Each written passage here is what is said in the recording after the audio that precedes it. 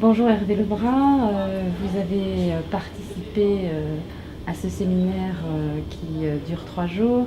Vous en avez été un des intervenants principaux. Peut-être tout d'abord pourriez-vous vous présenter, nous dire qui vous êtes. Oui, vous avez dit mon nom, je m'appelle donc Hervé Lebras, je suis démographe et historien.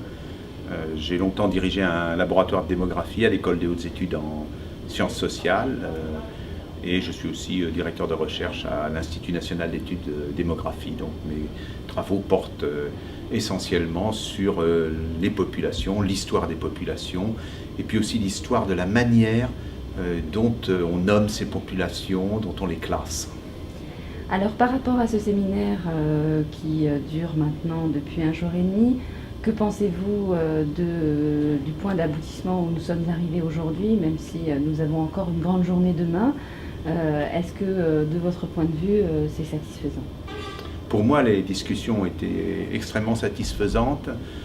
D'abord parce qu'elles se réalisent dans un climat de très grande égalité de tous les partenaires. On ne sait plus si la personne qui parle est une personne d'un pays du Sud, de l'Est, ou bien du Nord, ou bien même il y en avait plusieurs qui venaient de Yougoslavie. On s'aperçoit qu'il y a des problématiques communes et que progressivement se forme une vision commune d'un certain nombre de phénomènes. C'était très clair dans les questions qui étaient posées cet après-midi et puis aussi dans les réactions à la présentation de sujets qui sont souvent assez marqués idéologiquement. Et par rapport à l'ensemble du projet Méditerranée 2030, qu'est-ce que vous en pensez et plus loin, qu'est-ce que vous en attendez comme scientifique mais aussi comme citoyen?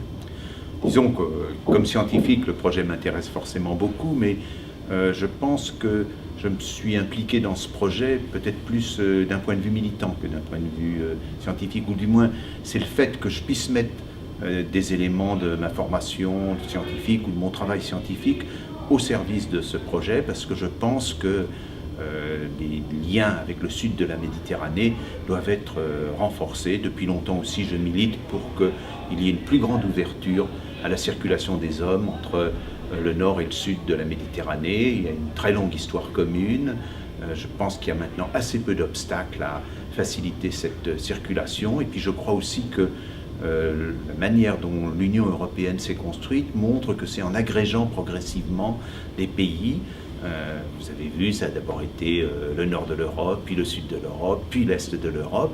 Et à mon sens, maintenant, le temps est venu d'intégrer notamment la Turquie, mais aussi, je pense, ce qui est plus au sud, c'est-à-dire le Maghreb, et puis peut-être plus tard même l'Égypte. Je crois qu'il y a une vocation dans l'Europe politique à s'élargir. Elle ne doit pas rester simplement un petit bout de cette petite péninsule, comme disait Paul Valéry. Elle doit maintenant exporter encore plus largement un modèle politique qui est très intéressant. C'est très souvent on présente l'Europe comme faible, comme divisée, mais si vous allez par exemple à Riga, comme je suis allé en Lettonie, vous êtes sidéré, vous vous dites mais ce pays, l'Europe est extraordinairement forte. On voit là que un bout de l'Empire russe qui est à 200 km de Saint-Pétersbourg fait maintenant partie de l'Europe. On circule librement dans cet ancien morceau de l'Empire russe. On s'aperçoit qu'il y a eu un courage politique formidable.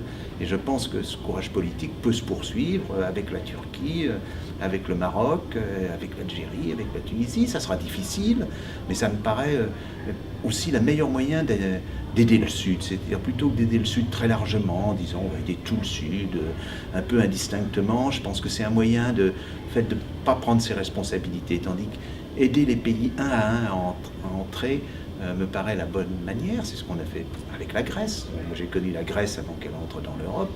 C'était un pays aussi pauvre que la Turquie actuelle ou que le Maroc actuel. Maintenant, c'est un pays qui est pratiquement aussi riche que les autres pays d'Europe.